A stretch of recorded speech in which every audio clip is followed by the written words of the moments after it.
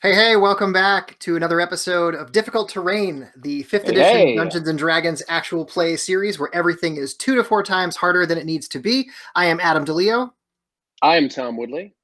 and we are so glad that you lovely people are here joining us for episode 2. We couldn't be happier, and I've got audio coming out my other computer. I don't know what that's all about. Oh, that's the high quality production values that we specialize in. And anyway, so we are presenting our second episode. We're very excited. Last week was tremendous, and everyone Yeah, who tuned in, we can't possibly say enough thank yous for that. Yeah. And it was a really successful outing, and we're super proud of that. So, Tom, why don't you run them through what we went through last episode?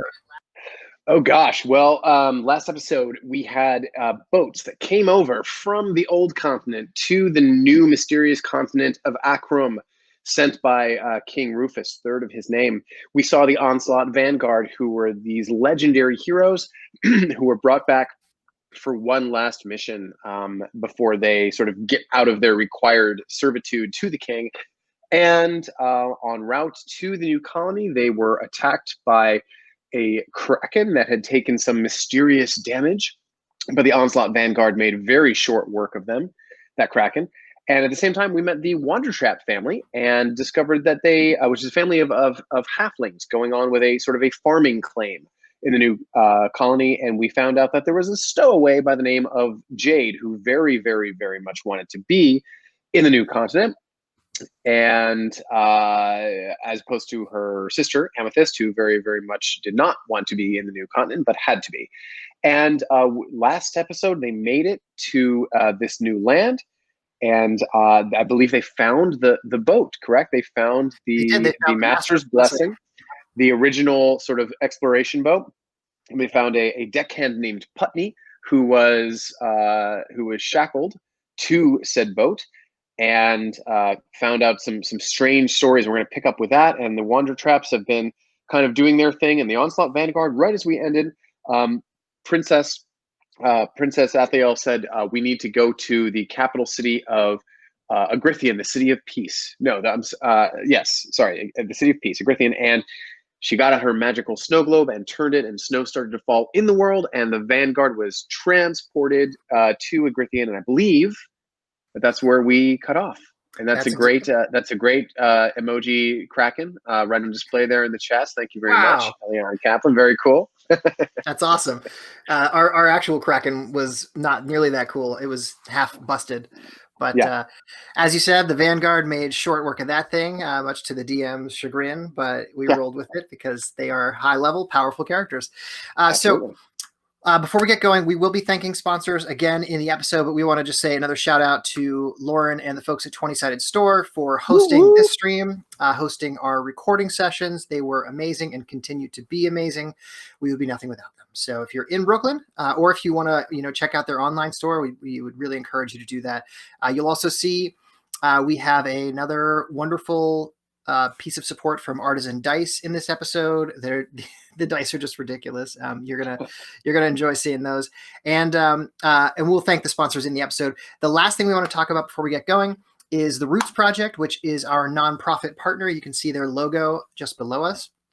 And they are an immersive social justice and human relations experience for high school students. Every summer, they bring together kids from all walks of life for this residential program where they explore equity, identity, and justice. And they really just do a tremendous job. And one of the big things about Roots is that they don't believe that money should be a barrier for students to attend their programs. And so they offer a sliding scale for their participating schools. The organization is entirely volunteer staffed. It's a registered 501c3 charity. And so any donations we collect will go straight to subsidizing room, board, and transportation for low-income students.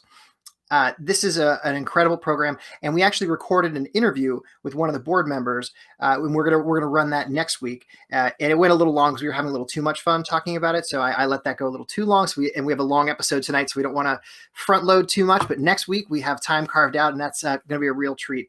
And Yep. but for this episode, again, if you have the means and you can find it in your heart, please go to inclusiveroots.org/donate, where you can donate a little bit, whatever you can afford, because our goal for this season is to raise enough money to fund tuition for one student to go to camp next year. It's around $750 per student, and any money we can raise would go toward that. So if we could get a kid who would really love and benefit from this program to go to it for free, that would be a tremendous element of change that we can enact in the world. So, and we did actually raise some money last week. So I want to thank everyone who donated. That was really, really kind of you. Awesome. And we just couldn't be happier. So please keep it up. The role-playing game community is incredibly generous, and we couldn't be more proud of everyone. And thank you so much for joining us. And I think that's it. Tom, are we ready? I think we're ready. Let's get started, man. All right, light it up.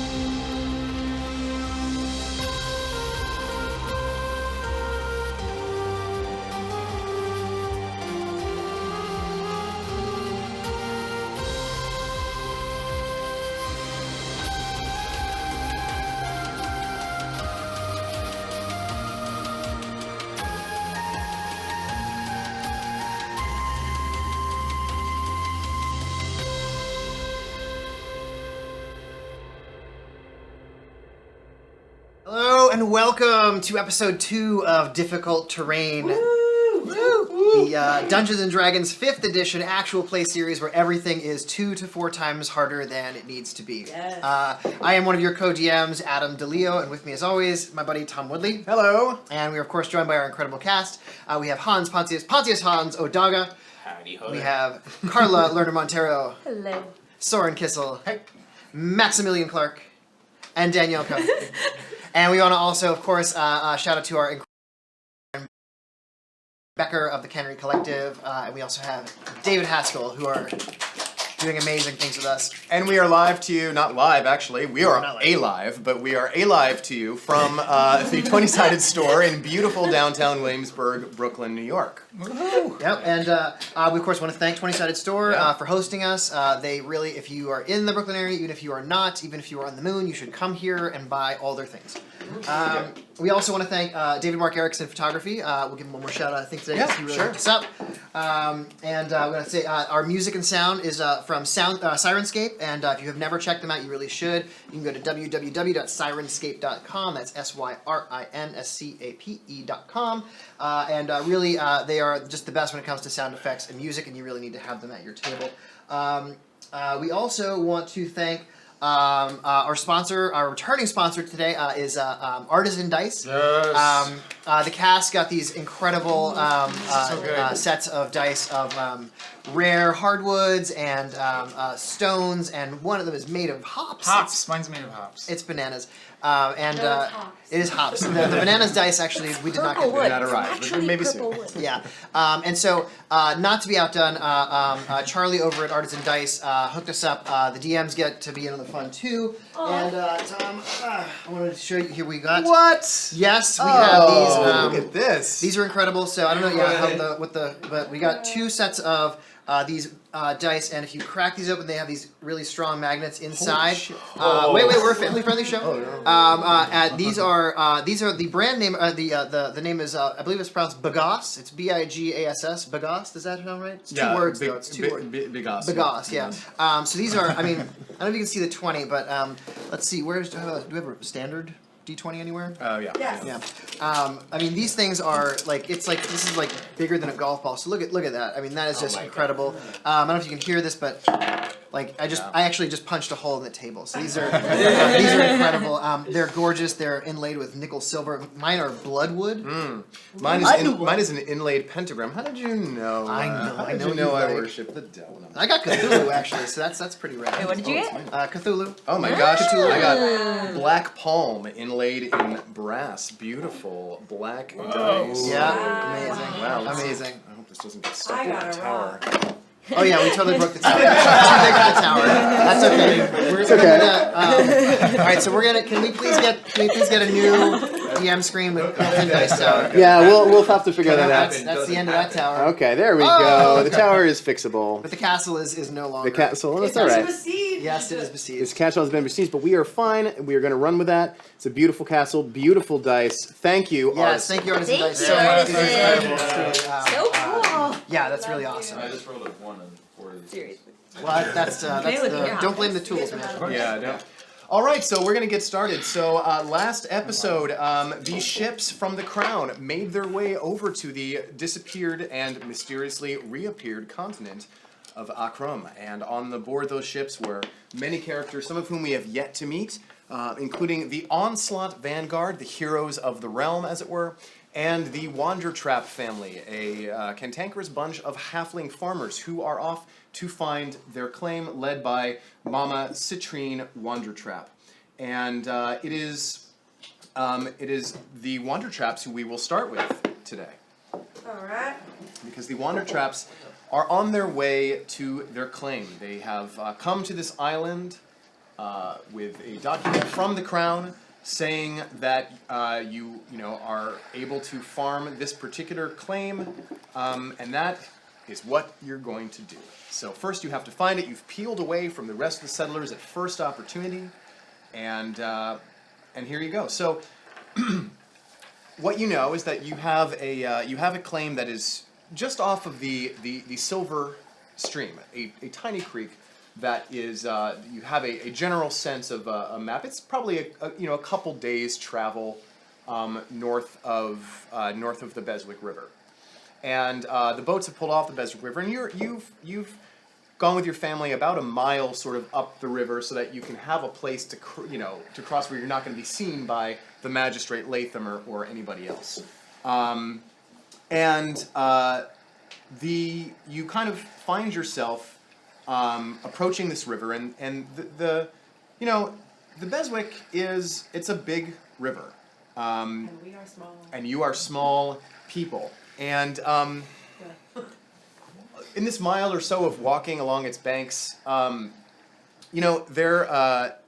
it's kind of a little swampy here. There's a sense of there's a lot of mosquitoes that you're kind of smacking, and hear a lot of buzzing and flies. And one thing you don't see or hear again is any sign of civilization whatsoever, other than the civilization that that the Crownsmen brought to the previous crew. The Master's Blessing had started to erect a town, but once you got over that, you see nothing, and you do hear so a lot of buzzing as you are kind of walking up to the river, and as you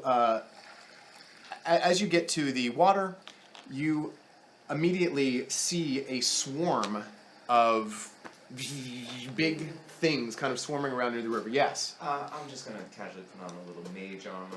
Okay. Can't really abide by getting I bit. Okay. have a question. Yes. Opal is actually going to Is the claim And close to the other stuff I'm looking for? Well, I don't know what other stuff you're talking about, but let us say metagaming for a second. Let us say that just it is 'cause I it is would be on looking the at Well, way. and you know this. You're Okay. Yeah, it is on the way. It is on the way to what you're looking The for. claim is on the way. The Okay. claim is on the way. That is one of the reasons why you've I'm chosen on this that particular claim. claim. Okay, Yes, cool, because it is on the way. It's I not just wanted to make close. sure. We can get into that a little bit. It is not close, but it is on the way there. Okay. Right. Great. And the rest of us don't know what you're talking You don't know. about. You have no Okay, clue what gotcha. I'm talking about. Okay. So as the Wandertrap family, Citrine and Amethyst and Opal and Apple and Jade, the stowaway, as you approach, you are the river to at a place to cross. You find yourself unexpectedly beset by a swarm of sturges. Oh, shoot. Sturges are, for those who don't know, these tiny little beasts, kind of like big, meaty mosquitoes with hair and fur and big long noses, and Batsquitos. Batsquitos is a great way to put it. And so let's everyone roll initiative right off the bat. Do it. Oh. What's that? No, I No, just do don't one for all wanna the do family, and then do one for I Sturgeon. keep feeling so high for initiative. And make sure that the first one is over here. That way it reads for the camera. don't tell us, Mom. All right, so anyone above a 20? Me, What'd you get? 21. Okay, so Mama's going first. No. No? I mean, yes. And then anyone from a 15 to 20? Opal got an 18. Opal got an 18, okay. Anyone from 10 to 15? 13. Okay. 5 to 10? 7. All right, and that leaves... Oh, sorry, I was asleep. I got a 13. Okay. Okay, so you're between Opal and Apple. Get it together, Amethyst. And then you also have with you your 3 farmhands, Mr. Church the dwarf, and Fen and Rue. Okay. Wait, so we were just like going through the water? You're at the You have not been traveling through the water yet. Okay. You have gone slightly upriver to find a point to cross that seems safe and outside of the prying eyes of any other townsfolk. And on your walk, we're suddenly beset by these sturges, and only Mama seems to notice the Okay. threat coming. So not to be that guy, but are they attacking us? Like, are we sure they're attacking us? They are coming straight for Great, you. okay. Yeah, and these are wild animals. They're not, like demons, but they are certainly, they're like mosquitoes. They live on blood, and well, actually mosquitoes do not live on blood. That is Yeah. a They myth. don't? What? No, female mosquitoes, they draw blood to fertilize their eggs. The larvae feed on blood, but the adult mosquitoes actually do not. They feed on like nectar and decaying plant matter. Oh. Yeah, Sure. yeah, Fine. but Fine. mosquitoes are Like still smells. evil and should be destroyed. They Yeah. should. They're the worst animal. We'll Blood talk about sucking it fiends. next time. Okay. They're the Yeah. vampires of the natural world. Exactly, Yeah. they are horrible. Bats are friends. And That's like cool. I and got there's no no problem with creature that. that exclusively eats mosquitoes. Like the food Exactly. chain doesn't They're need them. useless. They're entirely useless. All right. We Let's just talk about and- sturgeons. And let's be careful. We don't want to alienate the pro mosquito. Yeah, we have a big There mosquito are a audience. lot of mosquito. All right, so I would the like to alienate them. so the swarm of sturges is heading for you and your family, Mama. Okay, so sorry to bigger than a bread box it, but are they a size that I can shoot? Yes, Yeah. certainly. Great. Okay, so then I'm gonna take out my short bow and I'm going to shoot batted. Great. Oh no, don't do a very good job because that is an 11. Okay, that's gonna miss. Great. You fire and your arrow sails right through this little swarm of sturges. Okay, so the sturge, and we want to just kind of go for all of them. Yeah, we're gonna say there's 6 sturges that are attacking, so it's 1 for each Wandertrap and then another one for Mr. Church. So the first one we're gonna go right around the table. First one's gonna go toward Opal. And With your mage armor, you're at 14. I'm at 16. Okay, you're at Okay. 16. What are you with your mage armor? 14. Okay. Plus 5. Okay. So Jade, okay. So Jade, you are a sturge sucks onto you. A sturge sucks onto you, Apple. Jade, you No, take 6 points of sucks on damage. you? And it misses Opal, and it misses Amethyst, and what's Mama add? And it nope. And so just the 2 of you. So. Oh, I'm sorry, but does then also Mr. Church is also going to take some damage. Okay. So yeah, what happens is the sturge kind of like sucks onto your exposed skin with its little piercer, and starts Proboscis, I to believe. it's proboscis, thank you, and starts to kind of drain your blood. I hate these. I hate Yep, this and so now that brings much. us to Opal. Sorry, what was the damage? Was there a amount again? Sorry. Who else got hit? You. Just Jade took just 5, and you took. I took 5. I thought I took 6. I'm sorry. Yes, that's right. 6, and then Soren, you take 4. Opal is gonna be like, leave my family alone, and she hits her staff down, her staff of bird calls, and it's gonna make an eagle shriek to try and scare these things off. Okay. Let's say Why don't you go ahead? And, do you want to make you want to make an intimidation check? yeah. Intimidation, would I With get advantage. Yeah, as a because natural it's their That's pretty natural awesome. predator. Sure, Yeah. sure. Okay. As everyone knows. Yeah. Natural. Eagles eat sturges. Yes. So we got a 19 plus 3, so we got a 22. All right. Okay, Yeah. man, Let's I'll tell you what I'm gonna say. We're gonna give you. There's 6 of the sturges, so we're gonna say that 3 of them actually, not the 2 that are attached to you 2, and not the one that's attacking. We'll say Mr. Church, but the other 3 that were on you 3, they fly away. She So buzz you away down in to- fear. So Like now you they're have the gone 3. gone? Yep. Now you have the 3 that are on Jade and Apple and Mr. Church. Yes, and now it And is. then I still have my bonus action, and Okay. so for my Yep. bonus action, I'm gonna cast Shield on Faith on Mama to protect my mom, and now my mom has a +2 bonus to AC. Great. All right. That's Opal's turn. That brings us to Amethyst. So, there's like, they're different swarms, or it's one No. swarm that's One attacking? one small swarm of these are biggish, right? Right. They're not just like insects. There was a swarm of 6. 3 of them have buzzed away and are no longer a threat. There are 3 more. One sucking onto Jade, one sucking onto Apple, one sucking onto Mr. Church. Okay, and they're attached now. They are attached. Well, I'm not gonna do the wizard meta and cast fireball. That would be disastrous. Then I'm just gonna toll it dead. Could you imagine a 15-year-old that could cast fireball? Like, terrible. Yeah. Oof. It is a wisdom save, wisdom 15, Okay. and Ooh. They will fail. great. And it hasn't taken any damage. Sorry, you're specifying 1, or are you specifying all 3? How does total differ? No, Tola does just 1, and Just it one, has right? not taken any Okay. damage yet. Has not taken Okay, damage. alright, so that's 2d8. It doesn't matter. They've got 2 hit points. So if you're rolling 2d8, it's dead. Great. Okay, so that Sturge explodes. Which one were you targeting? So one's on One's on Jade, Apple, and Mr. Church. the one on Jade. She just needs so much help, you know. Okay. Okay. Thank All right. So the one that's on you is obliterated. It's like part of its proboscis is still like in you, but. All right. And Apple, you see the Sturge on Jade explode. And it's your turn. I take my maul. All right. Mama! Go ahead, make your attack. Ooh, that's terrible. It's a 10. That will miss. Mama, I can't hit it. 17. That'll hit. So on your second, And this is a maul, so you're rolling 2 dice, so it's dead. yeah. The minimum you can get is far more than. So it you has. maul the Sturge and it Yep. falls off and it like flutters for a bit on the ground and then is dead. And only 1 remains now, and it's Jade's turn. There's only 1 left, and it is like buzzing in Mr. Church's face, and he's kind of shooing it away. But he's it's not. It hasn't actually hit him. I'm gonna try to spear it with my dagger. He's close enough for me to get to. You can right? get up to him. Yeah, totally. All right. So that hits, or it should. It's not 18. Oh yeah. So that's Oh yes. I am Mr. Church. 1d8. Well, He doesn't need to talk 4. much. Yeah. Oh yeah, more than enough. Great. It's +4, and they have 2 hit points. So Great.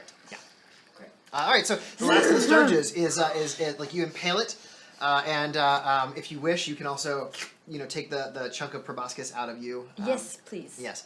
And these like bloody little Sturge corpses are down there, and we're out of initiative. The Sturge threat. Yeah. Jade, Can I collect my arrow? saw that Yes. happen to you. I think this is probably why you were supposed to stay at home. Look, It also went. all right, it also everyone, went to huddle up, Apple. huddle up. Yeah. We've got a Something family on. meeting. Everyone, get up, get in here, get in here. And Mr. Church sees you guys squabbling. He's like, "Come on now, you kids. Listen to your mother. Go over We gotta there." have a family meeting. Everyone, huddle up. Yes, Mom. Huddle up. Jade, Yes, Mama. here's how I see it. Yes, Mama. You've got some work to do in terms of earning my trust back. I'm rather upset and disappointed that you felt the need to disobey me so thoroughly. However, your father and I have always been a team, and if he feels strongly enough to have sent you here, then as long as he is far enough away from me that I cannot skin his hide, I just have to keep you here with me. Yes, Mama. And so you are going to prove yourself as useful as you can. And one of the ways that you are going to be useful is that the 2 of you are going to stop your bickering, or so help me. I don't have a threat for it yet, but just so help me. All right? Yes, Mom. I promise not to rise to her bait. Excellent. I see you're off to a great start, my dears. Now- Mom, if you look at it one way, it's pretty impressive that I used all the tricks you taught me to keep from being caught that long on the ship, innit? And if you look at it another way, you are still in huge trouble, Missy. Like, don't you try to spin this any sort of way. But we all have a lot of work to do. We've got more to do than you even know. But I need you both to just sort of keep the bickering to a lower level. All right? Yes, Mom. All right. Now, sorry. Thank you for killing the horrible, horrible thing that was attached to me. Now that's more like it. Apple, are you all right, darling? I'm fine, Mama. Is everything gonna be that much bigger than regular things here, though? I sure hope not, darling. I'm still not bigger than regular things. Yeah, everything's bigger here except for you guys. Yeah. Now, so the Sturge threat is defeated, and as you look at the river that you have to cross to Yeah. get to your claim, it's definitely moving pretty quickly, and you can't exactly see the bottom of it from where you are. So How wide is it? So it is, let's say it's about like, it's about like 60, 70 feet wide, maybe a little more here. It's a wide river. Jade, give me a history check, though. Yes. That is a 13. Okay, that's an easy one. I mean, you have, being so interested in history, have read a lot about this continent. And you know that the Beswick is wide at this area, but up the river a little bit, it is shallower, perhaps, if not narrower. But there are areas where the water moves a little slower. And in theory, if you were to travel 3 or 4 or 5 miles up the river, you might have an easier crossing, or at least a less deep crossing.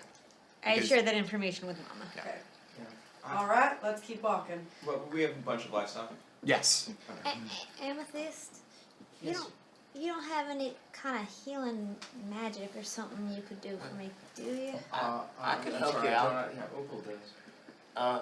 Sure. And so Opal's gonna pull out a little healer's kit, and so Aw. gonna patch you up real quick. Now that's just right, Opal. That is how you should be treating your own sister. Thank you. Thanks, And you Mom. definitely know that that's Opal's like thing. Opal is Okay, yeah, I definitely- wasn't yep, sure yep. which spellcaster Yep. to ask. Yeah, Because I'm if I more- didn't have to, I honestly like I just sort of like peeked over at the spells and like didn't see a healing Yeah, thing, yeah. which is what. No, it's almost kinda like I'm more you- yeah. concerned with like the, divination. Yeah, Right. because Jade wouldn't have asked Amethyst if. So can we just retcon? Or that? Jade did ask it to purposely rub Amethyst's nose in the fact that she can't. Oh, do it. yeah. Yeah. Yeah, well, Yeah. I've not Exactly. made it part of my elaborate study, but I would like to Oh. cast as a ritual Tensier's floating disc and just it can support 500 pounds and covers behind. It's going to take a lot of the weight off, and I just thought that I should use my gifts for the benefit of the family. Sure. You Well, take 10 minutes That's to nice, do and that. I'm sure someday you'll learn some useful magic like Opal. Mama, did you hear that? Speaking of, No, I was looking ahead. What's going on now? Nothing. Nothing, Mama. Oh, speaking okay. of, I did healing of 10 for you.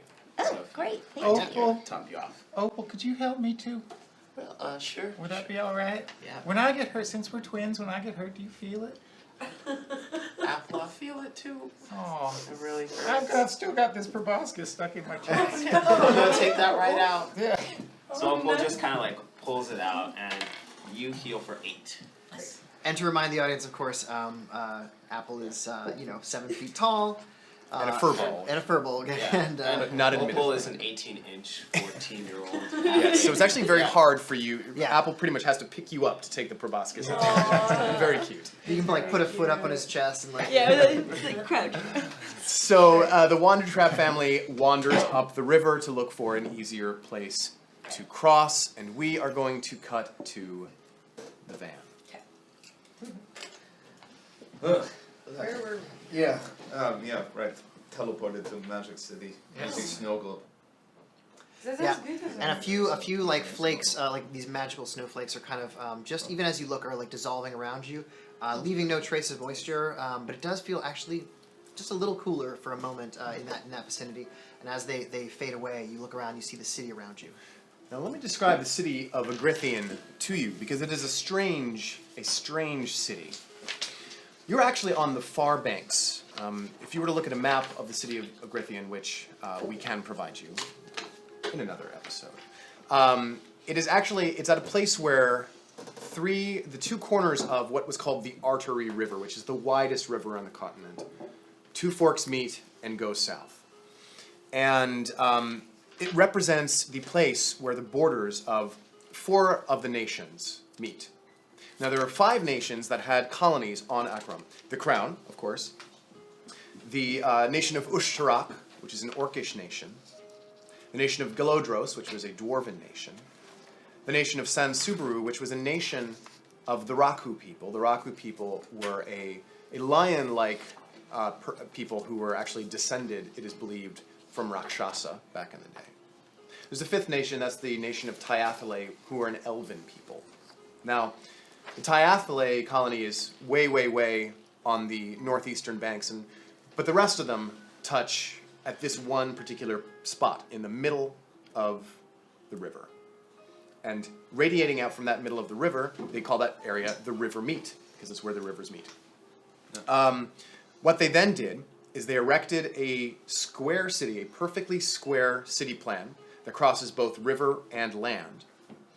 And if you imagine a giant pyramid-shaped city, now not a giant pyramid itself, but a giant pyramid-shaped city. Imagine, if you will, 5 pyramids stacked, right? So 4 on the base and 1 on top, right? Each representing one of the nations. Okay, this is the wrong kind of pyramid because it has a triangular base and not a square base. But if you imagine, 4 squares, each one kind of shaped like a pyramid, and a 5th on top. Right, so each nation got its own district. We'll draw it for the audience. You got some Tenochtitlan vibes going. Yeah, actually, do you know also like Zelda, like the Triforce? You know, it's like 3 triangles that make a bigger triangle. It's kind of like that, but in 3 dimensions. So there's like pyramid, like shaped buildings that kind of add up to a pyramid, and then hovering above them is a 5th pyramid. So the whole thing, when like viewed from a distance, would kind of collaborate into a pyramid shape. Like Wait, it's literally hovering? Yeah, yes. Like floating so in the sky. the elven, so each nation got a district in this city. The elven district hovers over all of them because they don't have land to get here, so they would fly in here. So all of these 5 nations could go to their districts and then go to the center of this, where there is a building called the River Meet that actually is an inverted pyramid building, kind of hovering right at the level of the water. And in this building is where sits the Pentabulary, the 5-toothed table, at which a blood representative of each nation must sit. So that is the city. There, you are standing sort of on the edge of the Crown's district. It is on the far banks, the eastern bank, the western bank, if we're being specific. And the Crown, you know that when you enter the Crown district, you will walk through that area, and then eventually you will get to the river, at which there will be sort of floating paving stones that you can take to get to the 5-tooth table. Okay. Princess, Yes. the floating building, that is what we were expecting? That is the Pentabulary, and her husband actually pipes in to correct her. Actually do the Yes. Well, the Pentabulary is actually just the name of the table. The building itself is called the River Mate, but it's a common mistake, darling. And she kind of looks at him like, good-naturedly, and she's like, kind of proud to let him have his moment. He's a nerd, and like this is something he knows. She says, my dear husband is correct. The Pentabulary is formerly the name of the table, which sits in the Hall of Sovereigns, inside the building known as Rivermeet. And it was in this hall that the representatives of the 5 colonies could gather to forge treaties and keep the peace. And it is there that we are bound, for I must physically sit in the Crown's seat at the table. That, in conjunction with a functioning colonial holding, will secure our claim. And it is important that I get there quickly, because before we left, I had intelligence from my father that other countries have been alerted to the arrival of Akram and may have actually outpaced us in getting here. It is my hope that they did not possess. Not that feels that way, but. No, they would have arrived at ports in their colonial holdings, not in France. Princess, perhaps we should mention if there are other orcs. We are often not seen favorably, my sister and I, among the orcish nations for decisions that we have made.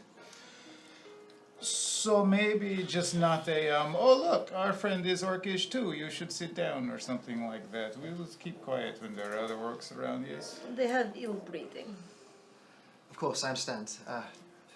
Fortunately, I fancy myself not one to assume that all orcs know one another, but your point is well taken. And while the nation of Ushtarak is primarily orcish, we shall hope to avoid encountering them by staying within the Crown's section of the city and proceeding directly to the Pentabulary, if that seems safe. Maybe we just don't make big deal of it.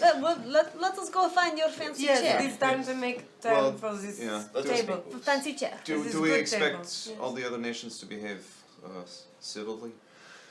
I never expect other nations to be able to. I do not even expect our nation to be able to. Well, my own feeling of the matter, being sometimes let's say a consultant to the king, my father-in-law, if you will.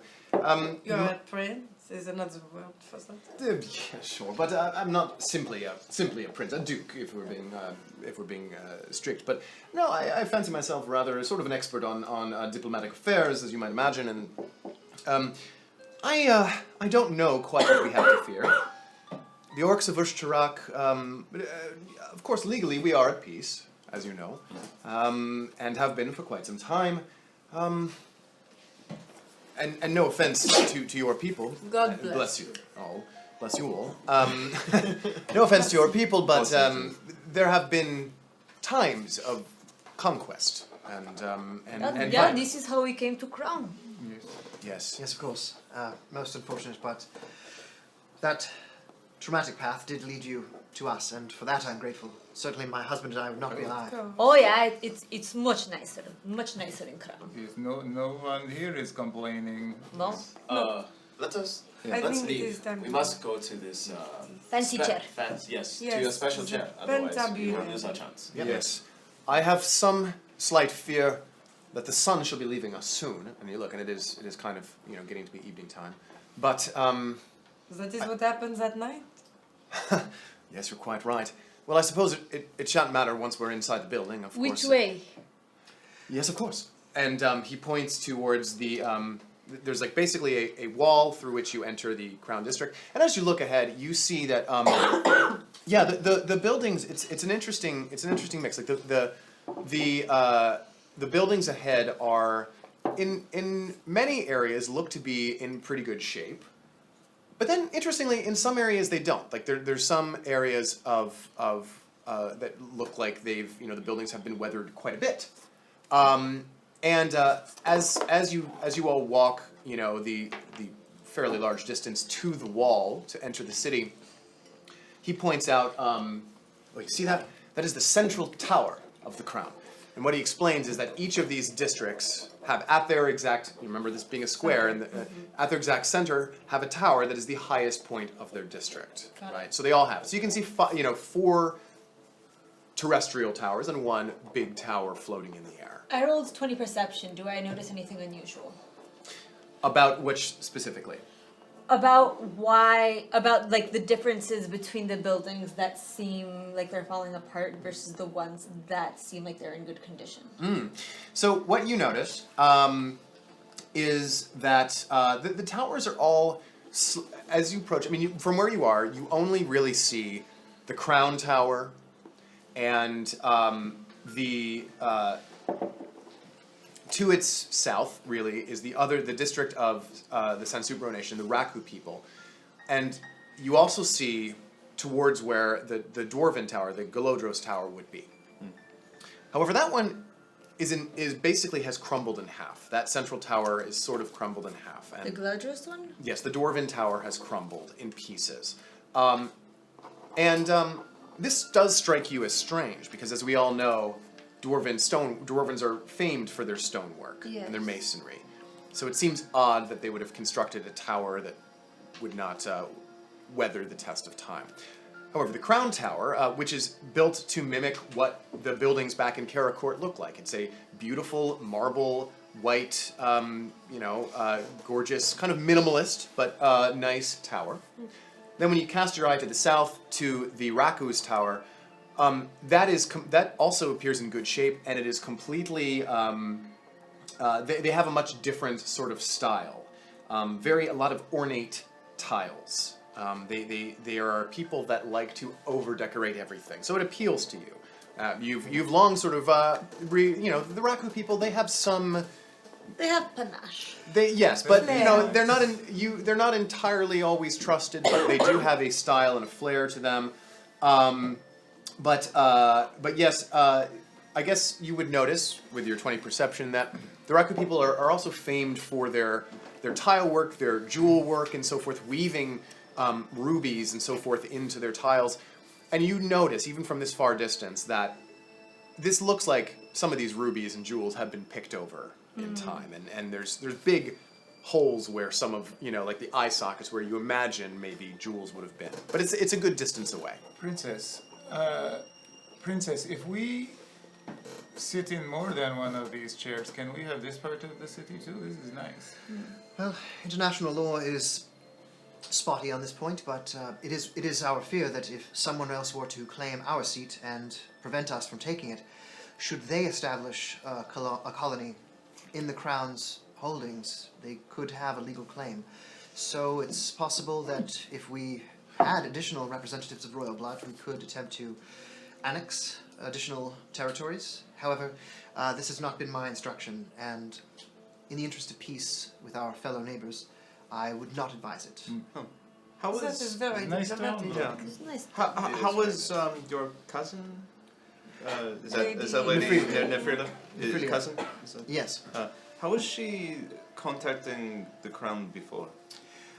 she had been reporting back by Sending Stone, which she and the captain did religiously every day for their entire 2-month voyage, and then communication stopped. It was at this point that our scholars began to theorize that perhaps the island itself was preventing communication as well as teleportation. Did you bring the sending stone here? I did, and I was communicating with my father on the boat. Unfortunately, now it seems to no longer function. Oh, that is a good sign. Perhaps we will get there and your cousin will just be sitting there. That she cannot, leave or whatever. She does not know us that we are. Well, I suppose en it's route. possible, darling. I guess I hadn't really considered that. She might already be. I suppose that is At sort the of the table. best case scenario, is that she is just sort of bored sitting at the table. Well, if that were the case, then we could. We wouldn't have to seat you there at all. We could leave her. I mean, she's of royal blood. We could sit her there, perhaps. Or what would your father Look, think? I don't as wanna much step as I love outside. to theorize, I think we need to get moving. Can we as we are perhaps losing walk the and sun. talk? Yeah. Yes. Bogwood, Yes. active formation, or do I have time to sketch? I think perhaps I will Yes. take the rear. I think we should surround the princess.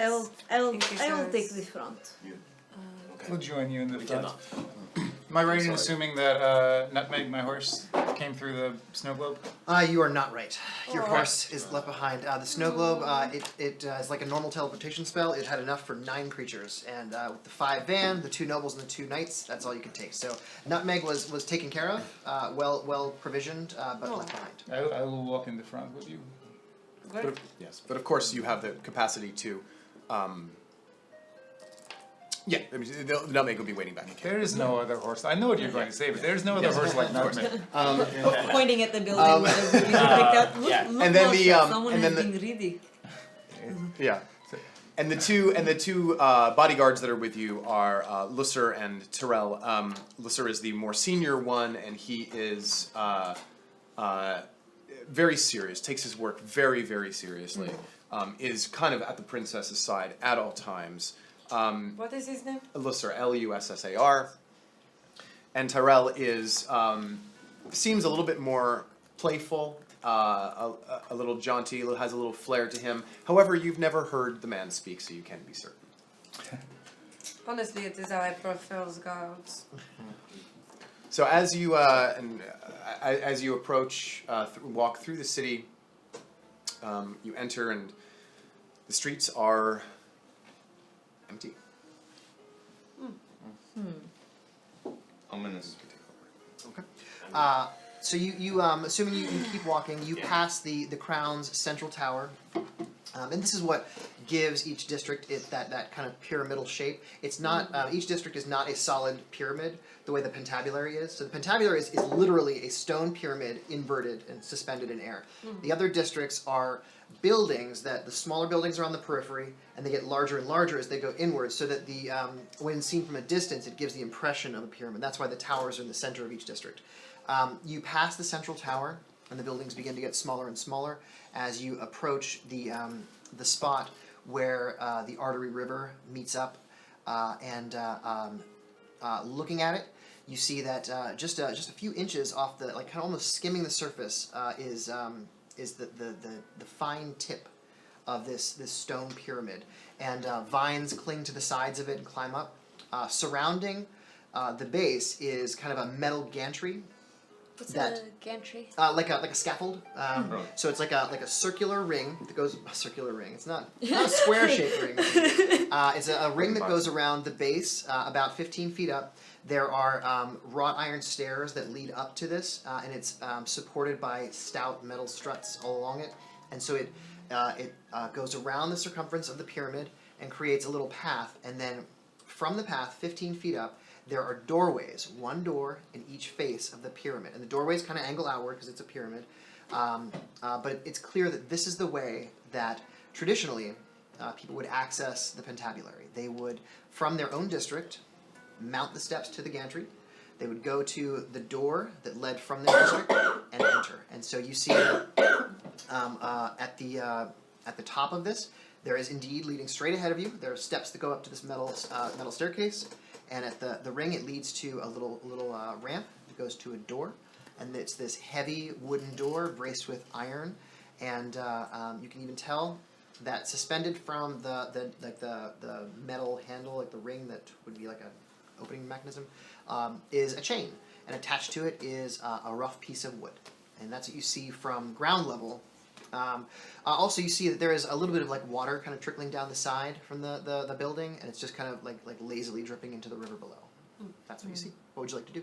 I think that one of us should stay down here with the princess, and I will go up and investigate how to open the door. I will come along with you. Yes. I'm also just. I would like it known that I'm like floating about a foot off of the ground. Okay. This is my preferred way to be traveling, especially if I'm walking so much. Now, So is that your? It's tempestuous magic. Okay, so that like lets you like rise like 10 feet or something. Up to 10 Yep. feet. All right. Yeah. So we'll say you just like you're constantly like just hovering, whoop, like it's like almost like a susurration, like a. I think it's like when I'm around like public, I probably put myself on the ground, but I'm with you guys, and so I'm just sort of I can float. I don't need to walk. And you notice the guard Terrell kind of he goes and just he doesn't say anything, but he kind of notices you float above and likes this. So it's Yep, interesting. they're clearly impressed. It's Like, awesome. when you're with us, you walk, and when you're in public, you float around. I mean, I think if I need to impress the public, Right, I'm floating. Yeah. If I don't want to freak them out, Right, I'm right, walking. Oh, yeah. I love that. Yeah, when we were trying to blend, we were just But we're getting younger. walking across a Yeah. whole city. That's why I got these boots. Yeah. To spend more time up in the air with her. To spend more time up there with her. All right. So I will stay Bogwood- here with the princess then. Good. Alright. Okay. Staying behind. Staying behind. Bogwood, do you want me to stay here or go with you? I think you should stay here. We need to keep you two together. Okay. All right. All right. So we have Ira and Bogwood going up. And And yeah. And, all right, so the three of you make your way up the metal stairs. They're a little rusted from time, but they're solid. As you get closer, you see that the bottom 15 feet or so of this pyramid is solid stone. It's kind of veined with this glowing ore and inscribed with runes. And it doesn't take a huge leap to figure out that this is part of the magic that keeps this building suspended the way it is. When you pass that level, there's like you're 15 feet up in the air now. You do come to that solid wooden door. And I'll tell you what, Bogwood, assuming you're in the front, why don't you give me a perception check with advantage because everyone else is there. Great. And we don't know the language the runes are written in, right? It's if you want, you can give me an Arcana check while he does his. 25. Okay. And go ahead and give me an Arcana. That was an 8. Okay. You do not know the runes, but Ira is always cool, so she just kind of nods as if this is exactly what she expected. All right, you see, it looks to be there is nothing amiss here. It looks like there's a plain kind of broken plank of wood that is attached by a chain to the door knocker, and there is some writing on it. But to read it, you're gonna have to get a little closer. That's good news. Okay. Yeah. All right. We will proceed forward. And you get up to it, and Oh no. That's why we didn't bring the princess. and Yeah. yes, the building. No. So the building eats us. you get up to it, and written in kind of like almost like a childlike scrawl, like scratched into the wood, is a badly spelled message that says, under new management, and management is like MANIJMENT. No admittance except, and these are all spelled wrong, duly appointed representatives who should report please to Ageless Ta Heralt for further instructions. And there's like Report a to CK, Ageless. Ageless Ta TA. Heralt. HER. And that part seems to be spelled very carefully. For further instructions. Would we notice if that name is like common amongst any like particular race or people that we would know? I'll tell you what, why don't you go ahead and let's do a history check. Okay. And this is just a straight, not with advantage. That's a 5. Okay. It doesn't sound like anything you've heard of. Certainly it's not a person you recognize. Okay. But you all kind of, like, you know, you're, but the spelling is atrocious, and, you know, please report to Ageless Taharol for further instructions. And then it says, all others, and then in all caps, get lost. And as you guys are inspecting the door, you are back with, you're holding back, right? With the princess and the duke and her 2 bodyguards. And from behind you, you hear like a loud, echoey, a very loud, echoey bird call that seems to come from the central tower. That's what you guys hear. Can The central tower of our part of town. Yes. Yes. Right behind. Yeah, Yeah. yeah. And I suppose you might hear it as well, but it's you know, We're focused it's on closer it to all. that. You're focused on the door. Yeah. Yeah. Right. Can I sense if the lock or the plank seem to have any magical enchantment? If you want to do a detect magic, you can do that. Or if you're just asking if you can like sense it, you can give me an Arcana check. An Arcana Yeah, check, sure. if that's okay. Yeah. Ooh, hey, that's a 24. All right. So you can't. I mean, without casting a spell, you can't tell if there's actually magic going on here. But this has a very plain look. So while it could have been magically trapped in some way, this was not a magical construct, and that's pretty apparent. And in fact, even with that, you're getting close enough. You can tell this door isn't even locked. Oh, great. We open the door. Yeah. All right. You don't check for traps, and I sweep I was like, past what? Lockwood and Here we open go. the door. and sure enough, the door swings right open. Alright. And it opens into kind of an anteroom, and this is a pyramid. So the floor is going to be narrower than the ceiling, and you look in, and sure enough, it's a 15-foot square room. The center of which is dominated by a spiral staircase.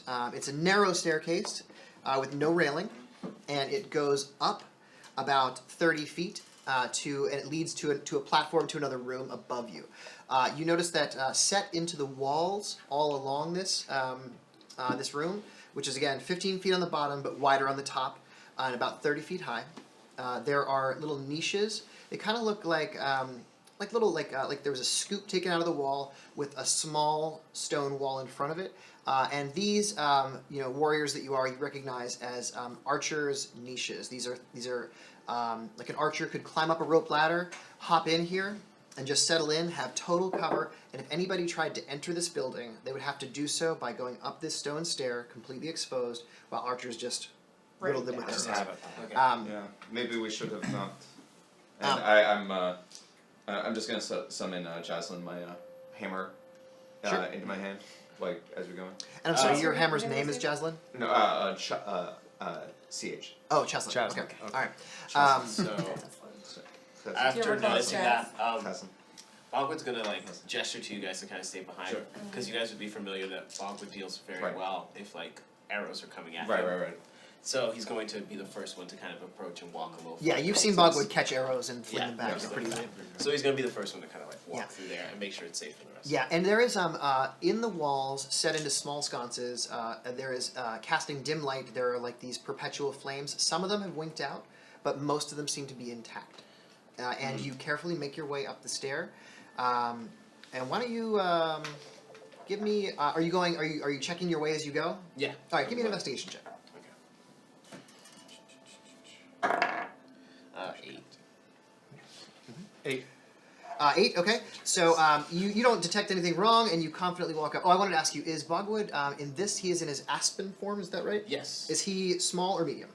It is. I believe he's medium. Okay. In an aspen form. All right, yeah, because when we were in the boat, you described it as quite big for... Okay, so, all right, cool. Yeah. Good to know. His normal height is 6'9".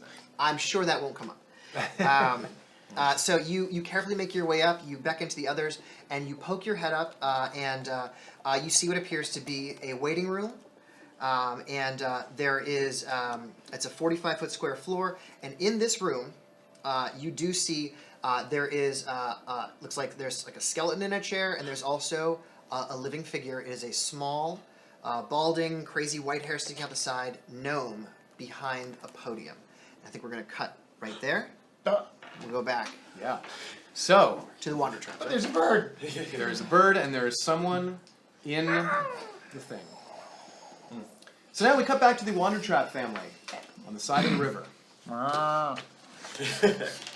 Yeah, lots of murrs, a lot of donkeys and pigs being upset. And yeah, Jade, you have confidently led them upriver to a spot. And sure enough, about 3 or 4 miles up the river, so it's a good couple hours of walk for you guys. Your legs are very small. Although I suppose we should discuss if any of you are riding your livestock or not. Can we? What livestock exactly do we have? Oh, you tell me, what livestock did you bring, Mama? Okay, so we definitely brought Pinky, who Well, cannot yeah, ride. I'm You're Yeah, carrying I'm it. surprised we brought. I'm carrying the back end of. of Pinky. He's our only We cow, love Pinky. alright? So I think we Pinky. probably just have him as a cat. I don't know what livestock we have. That we You've can definitely got buy. horses. Any goats, You chickens? got some. Oh yeah, you Oh, got. we each have a horse. You've each Yeah, got we were- well, like ponies, yeah, but Yeah. like halfling-sized horses. You definitely Yeah. have, which you've used to good effect. Basically like Yeah. ponies, yeah. Like Yep. little- I think we're probably each riding our pony. Great. So it Yeah. doesn't take quite as long. And I'm going to say that Mr. Church Except is for- behind you on a wagon, which has a lot. It's like it's like a big covered wagon that's kind of really loaded. It's like like the Grinch's sleigh at the end of the. It's like that with all your equipment and gear. There's also a chicken coop in there, and tethered to the back of the wagon are a couple of goats. So you've got a significant amount of Yeah. livestock. Enough You to do make have a real Pinky the cow. farm out. Yeah, exactly. For sure. Yeah. I think probably we're on our horses, so we're not exhausted, but Yeah. we have to go slowly because Apple has to carry Pinky's Yes. back legs. Yeah, you're traveling at a slow. Yeah, you're traveling at a slow pace, but so We it does go take pretty you. fast. Yeah. Yeah. And wait, why is Pinky not walking? Why are you carrying Pinky's back half? Pinky has always has had an injury to her His back legs. legs. Actually, Your legs are a little w- and maybe this is for a different day, but Jade has been trying to make like something with wheels.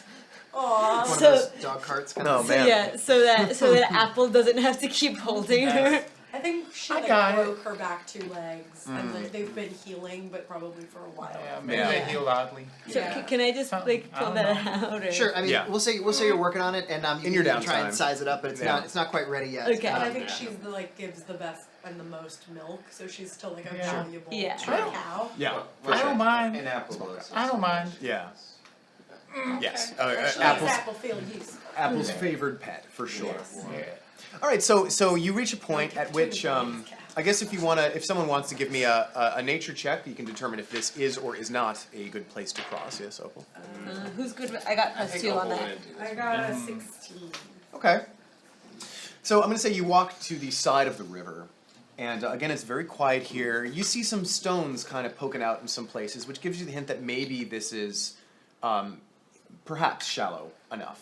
If you had to guess, you'd say that the most that this gets down to is probably about 3 feet deep, which of course Not great. is a little tricky, but that's probably only in the middle. Where you are, it's only a foot deep, like on the side. So what I'd like to do is take a ball bearing and tie it to the end of my rope, so I can drop it in until Great. it reaches the bottom, just to make sure of that. Yeah. So I pull it up and it is about 3 feet. Is that? Well, so I'm saying you're guessing from like there's stones kind of poking out of the water Yeah. near the side, and most of the way through, but there definitely is a space. Again, this is a wide river. There's a space in the middle of at least 20 or 30 feet where there are no stones, which you probably have to swim across because it does appear to be about.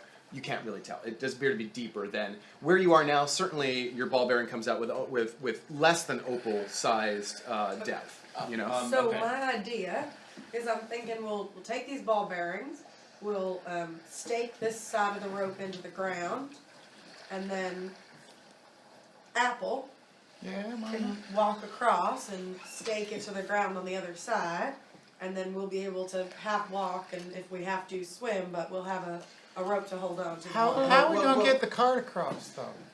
Shouldn't we check the depth first?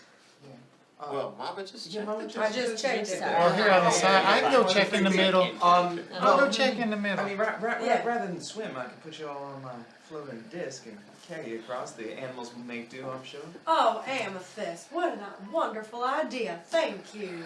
What a helpful girl. Okay. If Apple would be so kind as to carry me across. Sure. Yeah. Okay. So Apple, remind us how tall you are. I'm just over 6 feet. Just over 6 feet tall. Yeah. Okay, great. And an But I'm apple, wide. if you take one step, if it gets up to your chest or it feels too strong, you just come right on back, alright? Can I also cast dancing lights? It's for like orbs, and just like have them go under the surface. Oh, interesting. Yeah. Nice. Okay. Dancing What a lights. Now that's brilliant girl. neither of those are concentration though, correct? No. I know that tensors is not, but Tensors is in dancing lights. so what I'll allow you to do is cast dancing lights first as a test, and when you feel satisfied with that, you can cast tensor's floating disk. Oh. Again. Yeah. Right. Okay. So you cast dancing lights, and let me fill it up real quick. You got 4 globes that you can position wherever you want. Yeah, and I Oh, can that's- move them as a bonus action up to 60 feet to a new spot. Yes. Great. So we can make sure there's no monsters lurking in the river. Right, and just and that's my idea, just to sort of like cast them underneath, because if it's shallow enough, you should be able to like see. Yeah. Cool. So you cast your 4 lights, and kind of send them down under across the river. It gives this like 10-foot kind of glowing, kind of eerie look across it. And you see down there, this is like kind of a rocky point of the river. You see that there is a sort of a trench down there that is about like maybe a little deeper than if you had to guess, a little deeper than 3 feet, wide enough that boats could still pass up the river. In some areas it looks like it could be as much as 5 or 6 feet in places. And it looks like maybe there's some areas that even look like there's been some purposeful dredging of the river to kind of widen that path so that boats could easily come in and up on their way to Tourmaline. But yes, all the rest that you see is rocks and some fish, regular sized fish, and some crabs, like kind of like stone crab sized crabs like scuttling about. There's a lot of frankly delicious looking crabs wandering about. And that's what you see. It seems like it would be difficult but not impossible for Apple to walk across with some swimming, potentially, and impossible for the others to walk across. They would have to swim or find some other way across. Yes. And what about the big deal is the wagon. Well, that's What can go on the the disc? disc. Well, How big is the disc? The disc can hold 500 pounds. But can you do Alright, it? so we'll unload the contents of the wagon, it's take that 3 across feet. first. Yeah, And how big is it? 3 feet in diameter. Alright, this is just gonna take a little time.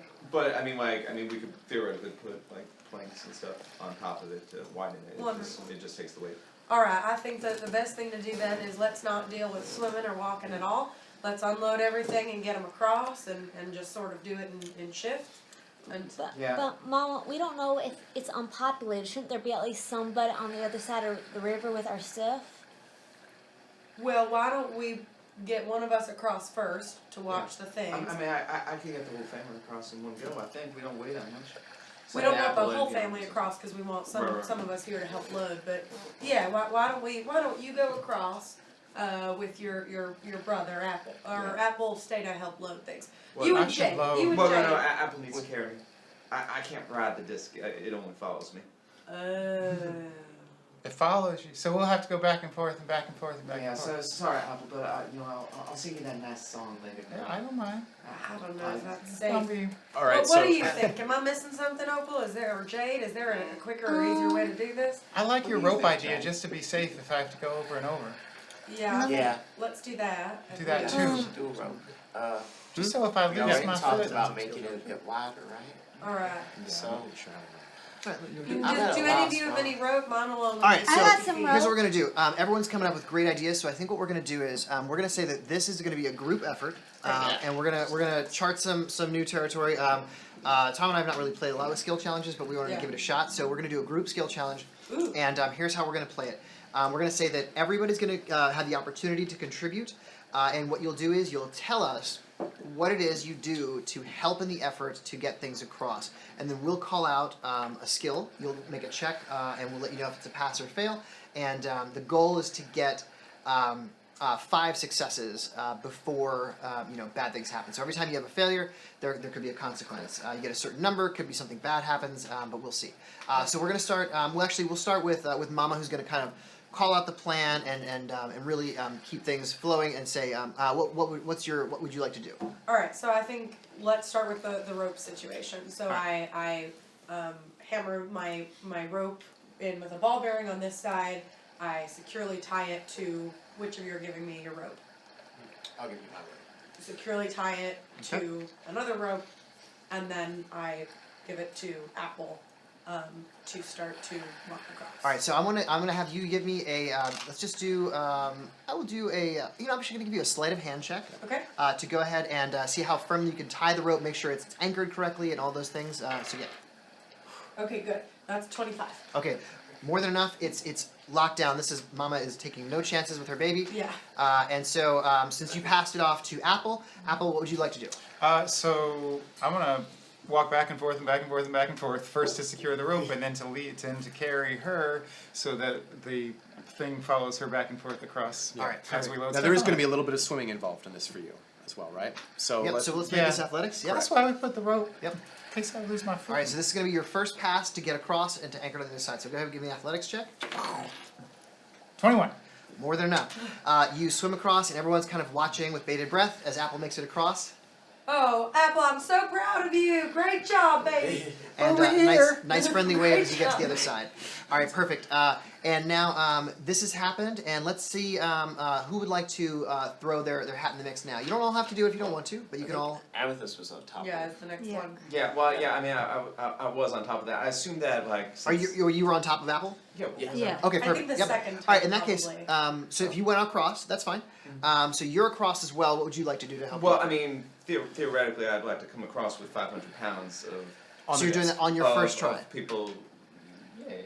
Because I think Of probably faith. Apple Of went faith. by Faith. himself People and of then came back and now. Oh, yeah, Amethyst sorry, is sorry, going second, on the yeah. second time. All right. Right. So let's go ahead and have you do that. Let's have you. I would like you to give me an Arcana check because what we're doing here is you're loading up your disc. But and I think it's also is it 300 pounds or 500? 500. 500. Okay. You're going to load up your disc, but you are kind of coordinating this effort to make sure the disc is not overloaded. It's not going to be a hard check because you know that you're casting a spell. But go ahead and give me an Arcana check. Yeah, you know what? It's funny. Last night I had this wonderful dream about it, and I know this is gonna work. I can feel it. Like the position of the stars just above us. Yeah, I think I got 18. All right. So you using use a your portent? Use your Yeah. portent, and you pass with flying colors. So Now, what did you put on that disc, though? So that's a good question. Is any family coming across? Well, Mama wanted to send me across, so we imagine we'll load it with some stuff and. Right. I mean, because like we probably weigh like 30 pounds each, right? So provisions and stuff. Yeah. all Yeah, belonging. but like I would say the things that we don't want to chance, like if we have to ford the river with a wagon, like. Okay, sure. Yeah. So important provisions and jade. Yeah. all right. So yeah, you get those across without any issue. All right. So but Mr. Church is still waiting back with the wagon and the livestock and. And opal And- and the farmhands. Yep. And Jade as well. No, jade just went over. Oh, I'm sorry. No, I'm sorry. No, that was. Oh yeah, that's right. You're on the disc. I'm sorry. Yeah. All right. So Opal, what would you like to do? Opal's gonna try and help mostly with the animals Okay. and really help, like the animals like be fine as they're like being carted on Sure, this thing because of otherwise course. it'd be very Yeah. scary. Cause they And have no actually, idea what's going on. Maximilian, what is the size of the disc? Is it a 5-foot disc or 10? It's a 3-foot disc. Oh, it's a 3-foot disc. I mean, while it can carry 500 pounds, it's like a tottering like tower to get that much on it because only 3 Yeah, I feet don't wide. think we actually loaded with No, so I Yeah. mean, Yeah. so all right, so the DC a little harder that one. But anyway, so we'll say that you cannot put the animals onto maybe like a chicken or a goat could fit on this thing, but the cow is not going to make it over on the disc. With their So in all the supplies we brought, is there anything that would be able to like make this like a floating disc wider, so that we can Like maybe a box put, like, or something? like a Lumber? box, plank If of you wood. want to, you do have that stuff. It would take you a long time to break it down and like build it out. Yeah. Wait. You could attempt to roll the wagon on top of the disc, but the wagon is way heavier. So actually, I'm gonna say that's Yeah, I tricky. think that might be impossible. Yeah. I for think Opal. probably do we think the wagon itself is 500 pounds? way more. Yeah. Okay. It's Without all the stuff. The wagon itself is probably 500 pounds easy, and with the stuff that's loaded inside it, it's a lot more. so we can whack. So how many That's what trips I'm do we have to asking make? is- Like if we Using could the put some disc, stuff you in can't the get it all in wagon. the disc. Unload So everything, at some we point, could put the disc under the thing and levitate just the wagon. Yeah, and but put I think The we disc can can give make that a multiple shot. trips, can't it? You, Yeah. yeah, Yes, of course. and he can It, like, virtually lasts for an recast hour, it. so, Yep, like, it's one- recast it Yeah. again and again. Yes. So how many times does it have to go back and forth? We'll just say that the Arcana check, or Amethyst knows well enough what to do, that anything that can fit on the disc and be transported that way can get back and forth safely. Apple can do the whole carrying trick, so that's going to work. There's still a matter, though, of you've got the cow, you've got your horses, you've got the wagon, none of which can ride the disc. So, Okay. so back to Opal, what's your plan? And you Opal said you want is- to animal something. Yeah, so Opal's instead going to get on top of one of the animals and take whichever cow she feels is like the real leader, like take one of the bulls, and use it to help all the other bulls get across. So make the animals kind of just Alright. tread the water if they.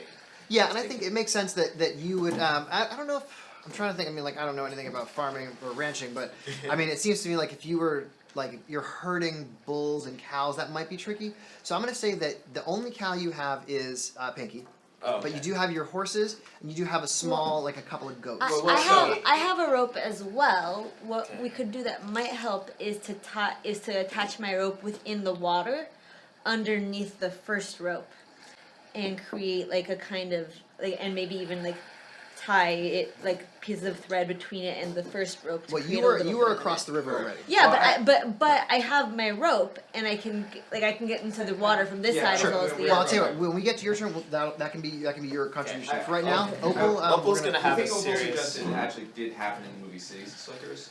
And Yes, it happened in indeed. the story. I recall Alright, it. It was, that's I believe, Norman. I think there was Yeah. Billy Crystal. There's a. Do Yeah. you have a lasso? Is my question because it's a special I- kind of. All right, so I gave my. Give your rope to Mama. so that's I'm not going an to option. do a simple thing, and I'm gonna have a real look at the whole family and be like, guys, I know all of y'all love taking care of Pinky and love picking her up, but it's time I finally fix her up. So Opal's gonna Okay. fix up Pinky so Pinky can walk again. Okay. I'm Alright. just gonna So look we at could- and I'm gonna go, you could have done that this whole time. You guys loved it so much, I just couldn't. Apple loved carting around Pinky. All right, Oh my so goodness. give me a medicine check, Bless your heart. and the healing certainly Poor works. Pinky. 21. Okay, that's enough. Yep. The healing would have worked no matter what to years. fix her legs, but this was to determine whether or not Pinky is so freaked out she can't make the crossing. So Pinky is hale, and are you leading Pinky across? Yes. I Okay. can All give me right. a moment to talk to Pinky. Well, I think we've heard from everybody except for Jade, right? So Jade, you were on the far back of the river. I worked so hard on that rolling device. That's probably what happened. Opal was like, I'm gonna heal, and Jade was like, I've got this device all figured out. Because we have to get them across, and all we have is the rope, and they're have more of a depth. So basically, I want to try to use my rope to create a little bit more resistance to them as they're Okay, so you're going to like kind of attach your rope along the length of the rope that's already in there. Is that what you're explaining? No, I don't know if this actually would work because physics. Ah, What I'm trying to do is create a parallel rope setup. Can I use your pen? all right, so we're gonna have two ropes going across. So Well, you you're gonna need have. 2 ropes then, because this river is longer than So one. that's the water level Okay. Yeah. and the base. The first rope Yep. is about Got it. there. Okay. Yep. Okay. So you would create a second rope, assuming a horse and let's say the livestock's legs are gonna be around there. Okay. You would put a second rope For the animals to walk on? around here. No, To keep them. to help keep help them guide on them, to help to guide guide them. them. Oh, so like you're Oh. having like one on either side. So they get pushed over. So to No, create they're, a- so they're above each Yeah, other. yeah, it's just lower. So like if they start going downstream, they'll hit the. Yeah. Oh, so it's like so Like a you're little creating fence. basically a barrier. Yeah. I got you. Okay, great. So it All makes right. it a So little how easier how for do you them. plan to get it across back to the other side? I'm gonna shoot it if I can. Okay. Why don't you let's see. You're gonna shoot an arrow, and what are you gonna try and hit with it? What are you gonna try and hit? the Um, ground, I mean, right? Ju- we just- are walking back and forth. yeah, they're also walking back and forth. Can't Sweet. they just take the rope? Yeah, but I'm asking you how you're contributing. Oh, So if this plan is yours, then let's have you do the same. Let me actually. I'll tell you what. Give me a straight dexterity check. okay. That this is going to be using your. This is kind of an engineering skill thing, which is not. Actually. Survival maybe? Yeah, that's I like that one. Let's do a survival check. And got yeah.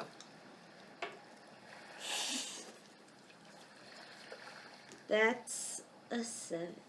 Okay. So you pass the rope over. You explain the plan. Apple takes it over and does his best to effectuate the plan. And Mr. Church begins to lead an animal over. We'll have Mr. Church go ahead. And yeah, he actually does a good job. And he starts leading the goats over. So he brings a goat, which I'm going to say goats can swim.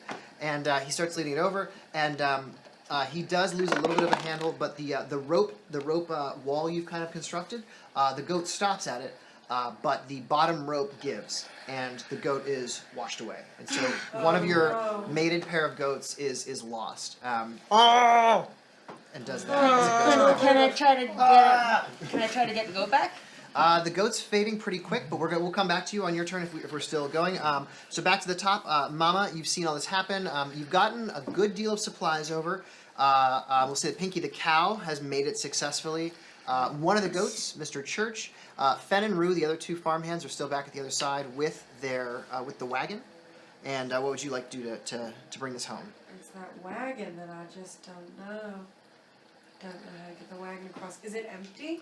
It's still got stuff in it, but it's largely you've taken like the precious stuff, the things like the seed grains that are irreplaceable. Yeah. You've brought those across safely. So now you're talking about farming implements, things like that, things that are heavy enough that if you take them out, each by themselves is like going to create significant drag to get across.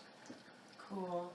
Because I'm basically torn between unload the whole wagon and hope it's 500 pounds even and just like use the disc to get the wagon across, or try to wheel the wagon through the river knowing that we're going to damage our things. But And the wagon is wood. it might just be water damage. Yeah, the wagon is wood. Yes. What do y'all think? Well, we could take the wheels off, Yeah. make it lighter. I agree with Apple. I think we should just take the wheels off, and then we can take the rest of the wagon, and then when the two of us come back over, we can just bring the wheels with us. Let's try that. All right, is anybody proficient in vehicles? Oh, It's a thing. Somebody is, yeah. One of your characters, Yeah. I think Zahala is as well. Yeah, Zahala is Yeah. in water vehicles. Yep. All right, so what I'm going to say is this is. Is Mr. Church? He is not. But this is an opportunity where I'll say that whoever is leading this charge is going to have help. So you wheel the wagon into the water until it's basically the water is enough to kind of float it a little bit, and you do pull the wheels off. So who would actually this was Mama's call. Yeah. So we're gonna have Mama make a. This will be just a regular dexterity check. No bonuses except for your normal dex. Which I think for you is a +4, Yeah. but you will have advantage because everyone is helping you. And the goal here is to Good. float the wagon across. 12. Okay, so the wagon, it does. You make it about halfway, and it starts to slip, and you lose some supplies out the back. So it's like a plowshare rattles out, and the wooden part cracks and splinters. The metal sinks to the bottom, and some of the wooden handling floats down away from you. But you are able to keep the wagon. It's still there, but it's still halfway across the river. And Apple and Mama are now struggling with it in the middle of the water. And Apple, right in the middle of your struggling, you feel a pinch on the bottom of your foot.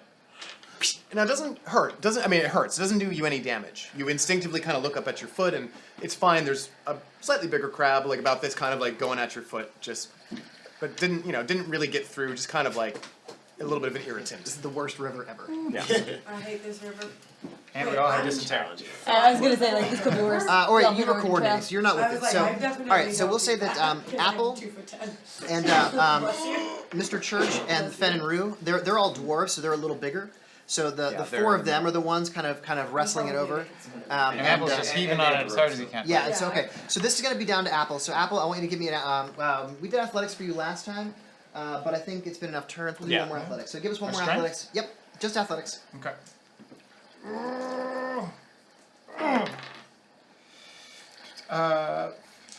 15.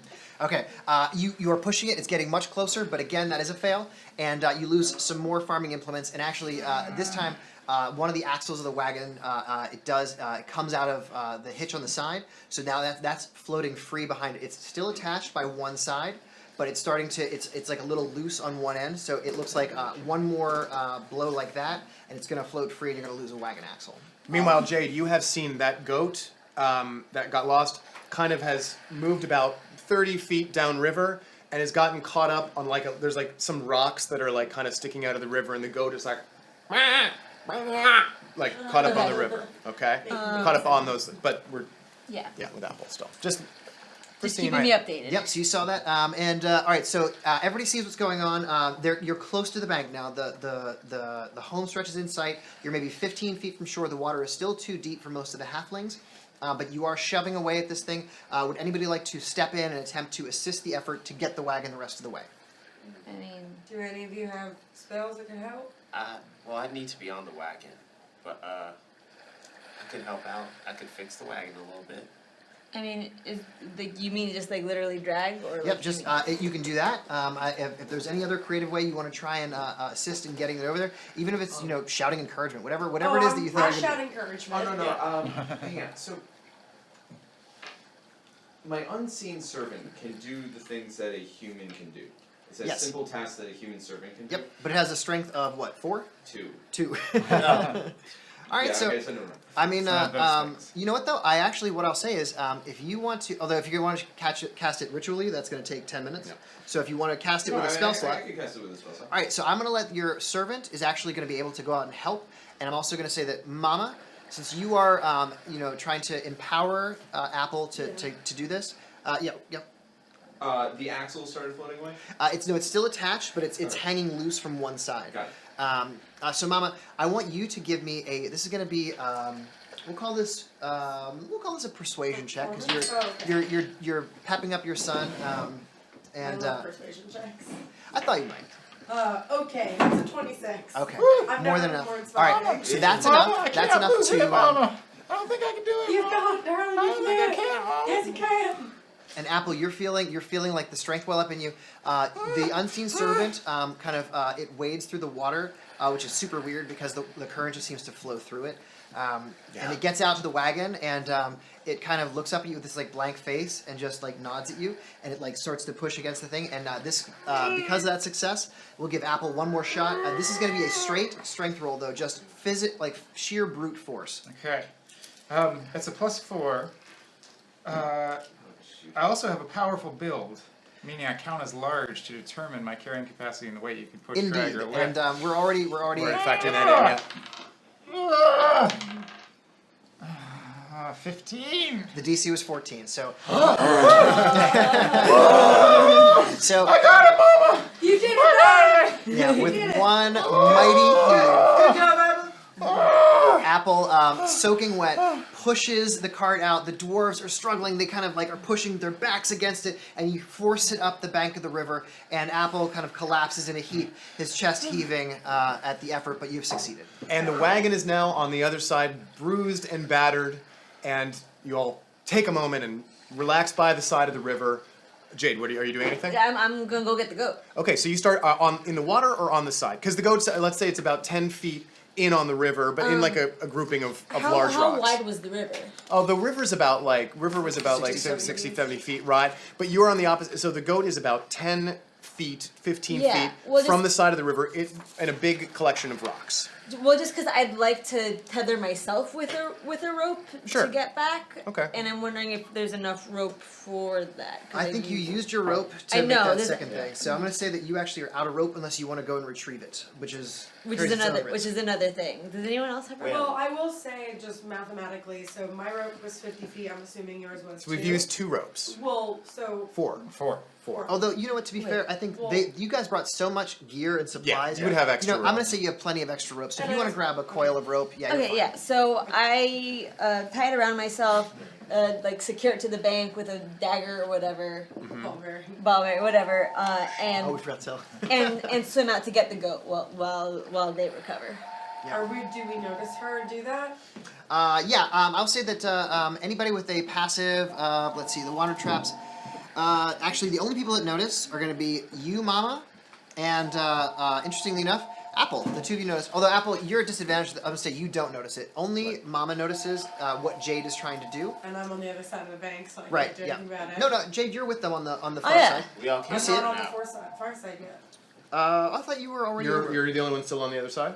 I don't think I've been carried across. Oh, Okay. okay. Alright. Yeah, I Okay. figured by the time we ended this process, it would have been the last moment that you took in everyone. Yeah, and I mean, you can easily pull yourself across on the rope. That's what I was Yeah, figuring, so is you're once fine. everything's across, then I Okay, take the you ball can- bearing out and I pull You can myself pull yourself. across. Alright. Yeah. Because that way we don't Yeah. lose any gear. Okay. Yeah, So if you take the ball bearing off of one side, then you do have a rope that's attached to one side. Well, that's what I'm saying. I Yeah. take the ball bearing out, but then I can walk a lot of it, and even if I start to Right. sway, then I can just hold on Yep. to the rope. No, you're fine, and won't even make you make a check for it because it's not dramatic Okay. anymore. Nope. And you make it all the way across the river. So and we it's- got all of our stuff except for the plowshare. So yeah, you lost a plowshare, you lost a few supplies that you can inventory later, and you did lose a goat, which Jade is Well- currently trying to go and retrieve. And Jade, as you start to move towards the end, you've tethered yourself in, we've decided? Yeah. Okay, so you tether yourself in, you take it, the goat is not in danger of drowning right now, it's like scrambling up on the rocks, but you might lose it, within a few minutes if the current carries it away. And as you get close to the goat, you're probably, I'm going to say, about 15 feet, like I said, away from the goat, so you're just, I guess, are wading into the water, you're, Yeah. climbing on the rocks in the water, when all of a sudden, a massive crab claw jumps out of the water, catches the goat in its claws, and snaps it right in half, and a 6-foot crab steps out onto the rocks about 10 feet in front of you.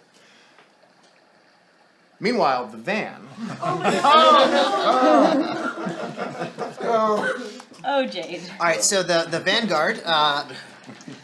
We have Bogwood and Ira, and I believe Maccabee as well, Yeah. are in the Pentabulary. Bogwood just poked your head up into the second level of the interior, where you saw kind of a waiting chamber with lots of chairs around, and toward the front there is this podium behind which, and it's like a 4 or 5 foot tall podium, and there is a gnome who's standing, looking over it at you.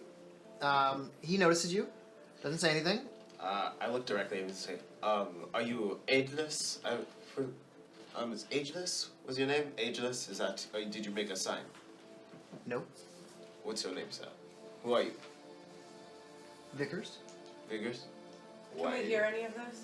Yeah, well, I mean, we're. You two are just We're down below. downstairs. You're right on the stairway, I think, right behind, Oh, yeah. or just. I would above. definitely be gesturing for you guys Yep. to come So, up. and Sorry, it's okay. if you make your way up into the entry hall, you see that he's alone.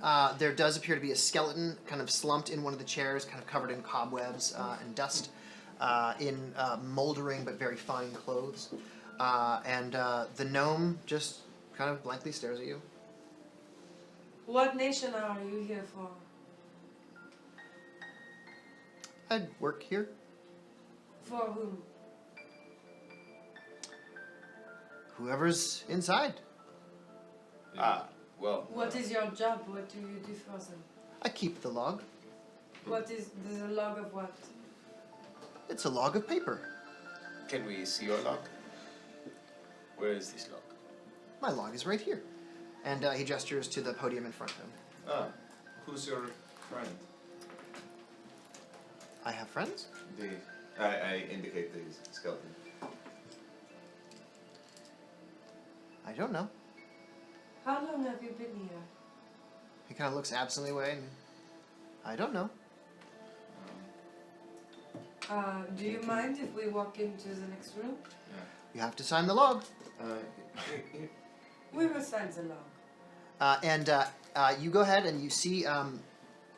I'm not sure. No. It's not one of my spells, but I can arcana check it. And he says, you may sign.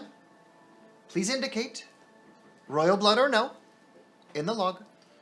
I'm gonna do an Arcana check on the log before we. All right, sure you can. Okay. Just check it. Okay. You know, you gotta check contracts before you sign them. Okay. That's what Arcana does. I like it now. An Arcana I mean, track. yeah, that's what it is. That's how you get I magic can do that first. Contracts. Yeah, sure. I think I'm just gonna write EF. I got 9. Great. Okay. You aren't able to. I mean, Bogwood is not really known for his legal scholarship, but it does seem like it's a dusty old book. The page it's open to is pretty blank, except at the top there is it's like 2 columns. One column says name, but it's like missing the E at the end, and then the second column says royal with a question mark. And he's like, the gnome has his quill pen, and he's like, it's got this giant quill. He's like, name? Well, Wait, are there other can we names? see? On the page that's open, there's no other names. Oh, there's no other names. Nope. On the page it's open. So, would you be able to check your log and see if there was a Lady Nephrilia? Nephrilia, she would be royal blood. He looks at you and says, name? Era free. And non-royal. he writes down and he asks you very articulately, spell please? EIERAFRIGG.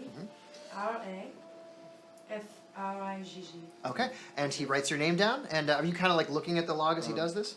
Yeah, Okay. And he writes an X under the royal part. great. And while we're doing that, the rest of you, so we have Olga and Boranoth with the 2 knights and the 2 royals, are out in the courtyard outside the Pentabulary, and you heard a horrible bird screech kind of behind you. What are you doing? Princess, please step closer to the stairway in case we need to go up. I'm gonna fly over and look into it. Sorry, are you taking her towards the stairway where they are, in the building where they are? Yeah. And where are you going to look? I'm gonna go towards the sound and Wait. see what I can see. Okay. You protect the So you're flying up with your happening. boots? Yeah.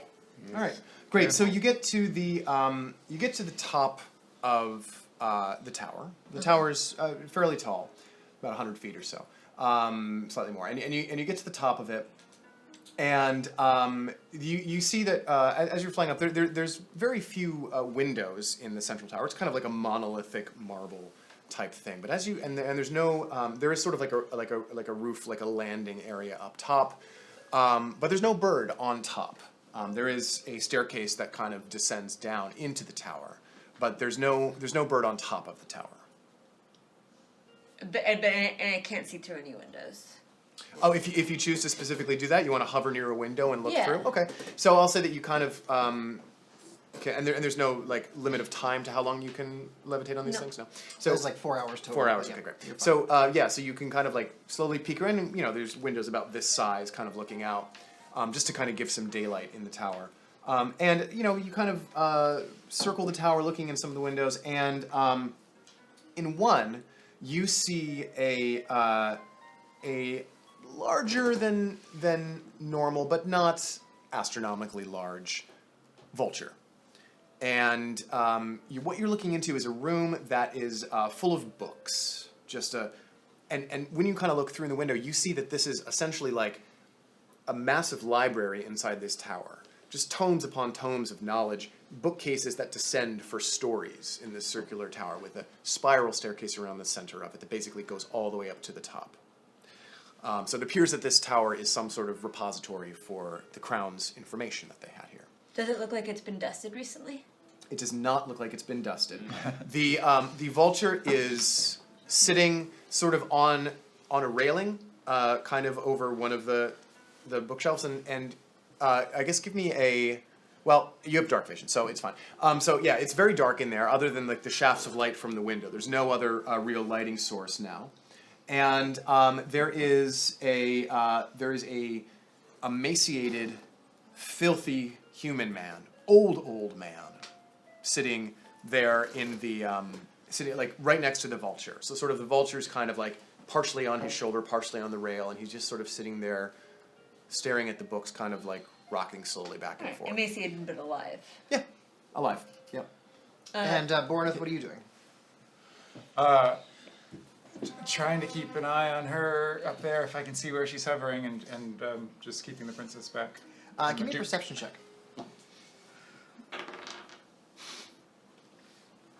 23. Oof. All right, so you are able to you're keeping your situational awareness is very good, and so you see where your sister has gone. Your eyes are still pretty sharp, and she's clearly interested in something. You also have a mindful eye on the two knights as well as the two nobles. Out of the corner of your eye, you do catch something kind of odd. Along the side of the street, there's a puddle you didn't notice before, and it's this kind of black, tarry-looking puddle. It's just you didn't see it there before, and it's just sitting there. It's maybe 6 feet across, but something catches your eye about it. It's got a weird kind of oily slickness to it. How far is it from us? Maybe 20 feet, and it is closer to the princess and the duke than anyone else. Ooh. Lusar, was that puddle here before? I know. Lusar, was that puddle here before? And immediately a bright light swings in your face. And Lusar looks at it and says, "Not to my knowledge. Don't like the look of it." And he kind of unsheathes his long sword and said, "Shall I give it a poke?" You might as well. All right. And he with that instruction, he unquestioningly listens to your instruction. He walks toward It's it, just a puddle, though. and he pokes his sword into the puddle. Nothing's ever just a puddle. And indeed, as he draws the blade back out, the blade is kind of like it's got like a little wisp of smoke coming out from it, and he flicks the blade down on the ground and says, "Puh, acid," and he steps back from it. And he kind of wipes his blade with the corner of his cloak, and he says, "Best to see a clear of this one." And he kind of sheathes his sword and turns his back. And Acid puddle. as he does that, the puddle, as he turns around, you think just for a moment with that 23, the puddle kind of, there's a little bit of vibration to it. Princess, let us move up onto the stairway. All right, so you move up on the stairway, and before we get back to inside, Dame Olga, what are you up to? Well, so there's a glass pane in this window. Yeah. Yeah, is there? No, I don't think so. I think it's open air. It's open air. Yeah. How big is it? You can get through if you want. Squeeze through. Great. Then I guess I will. So it's like long and or thin but tall. Yeah, Olga's not very careful of people. She would just go in and be like, "What's up?" Okay. All right. So you squeeze in, and what do you do? Yeah. So now you're basically standing there in the window frame, and you look down, and this you're in this basically like library shaft that goes down, and the old man sort of his back turned towards you across the way. You there, sir.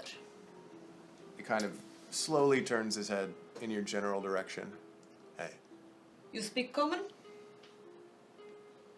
Hi. He does not seem surprised to see you or particularly interested to see you. I could not help but notice that you and your bird are alive in what is a presumed abandoned city. Perhaps you could give me some sort of explanation for this? Alive, I am alive. How? He looks kind of around the books, as if looking for an answer in them, but doesn't seem particularly motivated to pick any of them up. Oh.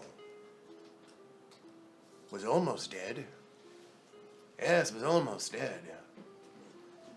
But, Again, how?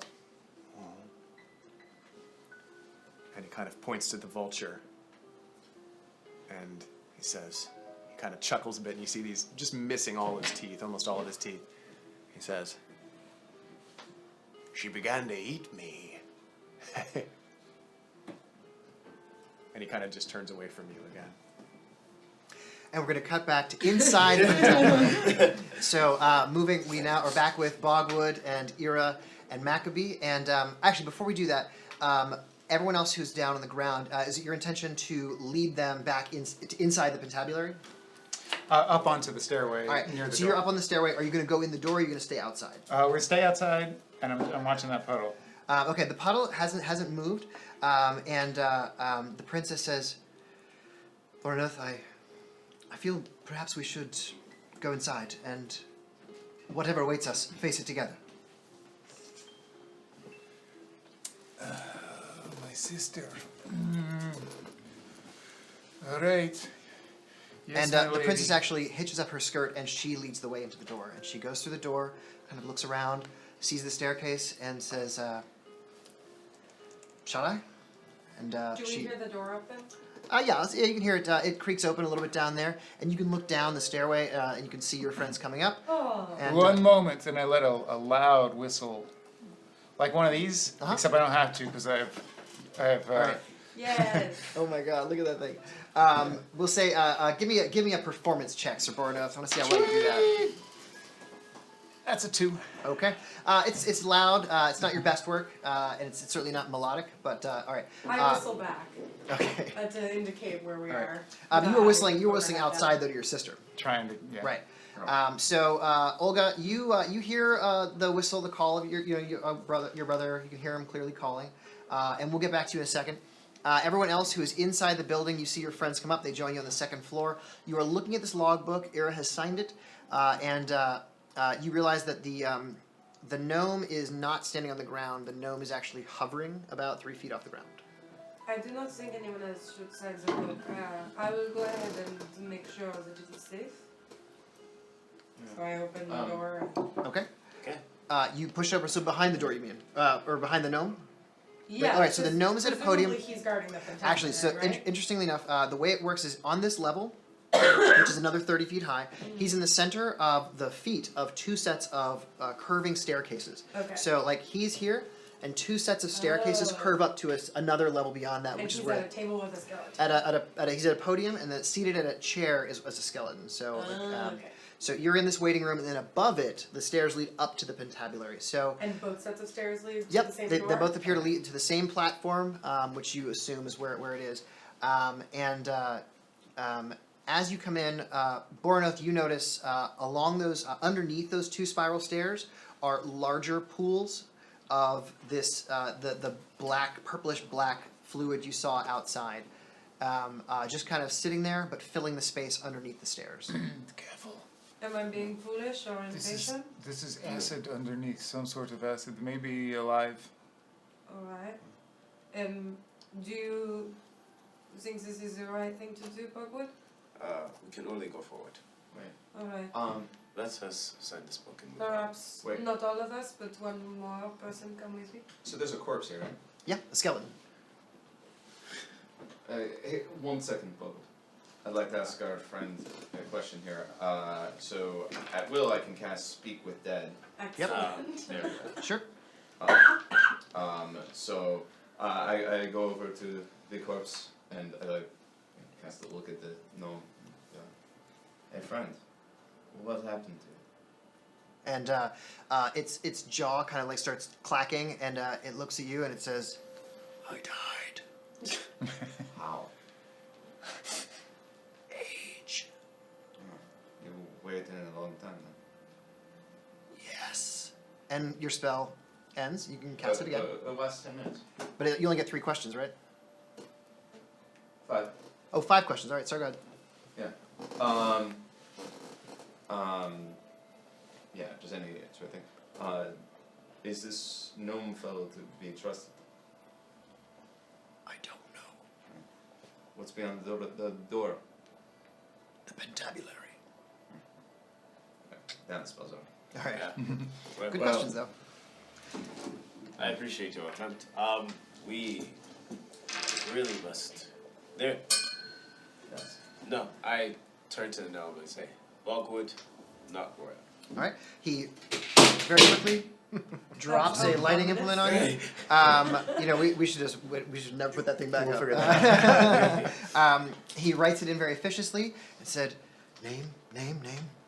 Only the two of us need to go forward at this point. Okay. You go up around the stairs, and a pair of really heavy wrought iron doors await you, slightly ajar. You're able to see in, and it's hard to see everything, but in there you do see what can only be the Pentabulary, an enormous 15-foot wide, massively thick slab of wood in the shape of a 5-toothed gear. All right, we walk in. All right, you push open the doors, and inside, what you immediately see is this is in fact the enormous table you were looking for, the Pentabulary. Seated at one seat, which you recognize instantly, has the regalia of the crown about it. There is a figure, a beautiful young woman, 18 or 19 years old. You have never met Lady Athliel, but this certainly fits her description. She stares ahead with a blank stare. She does not seem to recognize you. In the center of the table, there is a rough-hewn hole. It looks like it was recently chopped out with axes.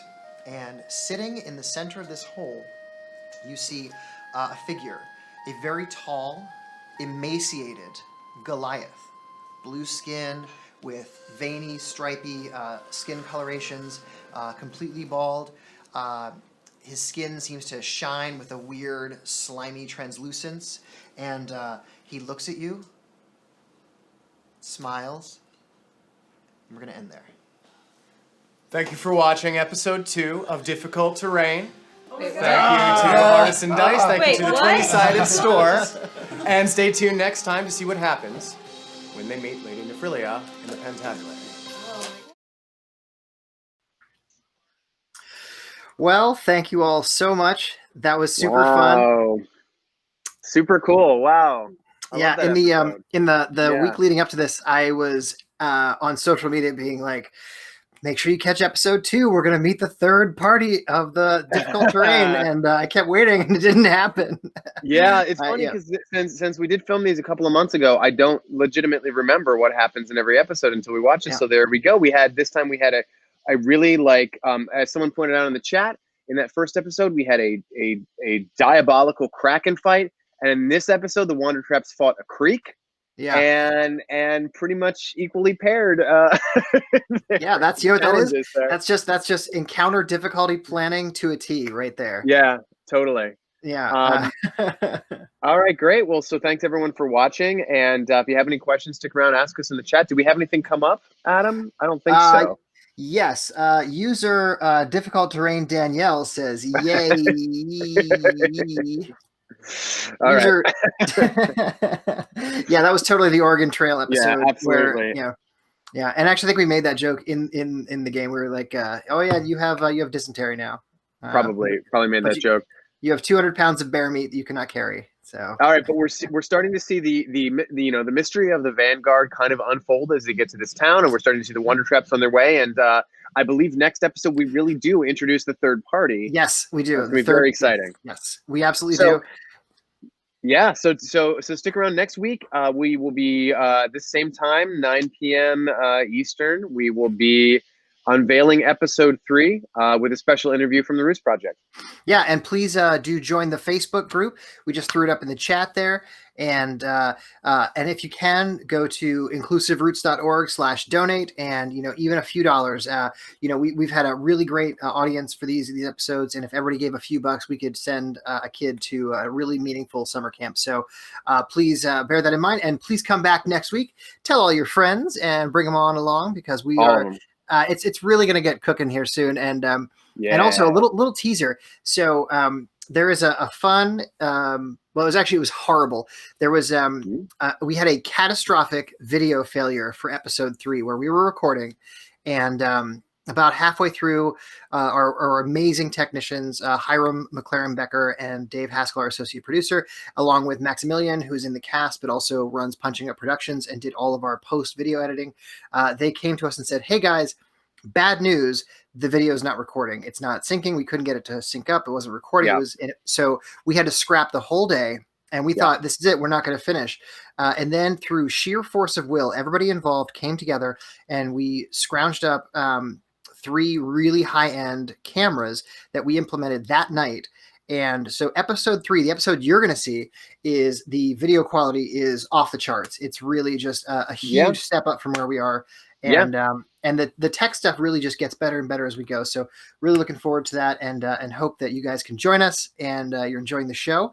And we'll see you next week. Yeah, and stay tuned for the raid. Raid. I believe we're gonna go raid. Who are we raiding? We're raiding Felicia Day. Let's go raid Felicia Day. Yeah. I don't know if you ever heard of her, but like, we're gonna give her some viewers because she's not well known. She needs it. So we're gonna help her out a little bit. All right, thank you, Almighty Taco Man. Everyone, stick around for the raid, and we are out. Bye.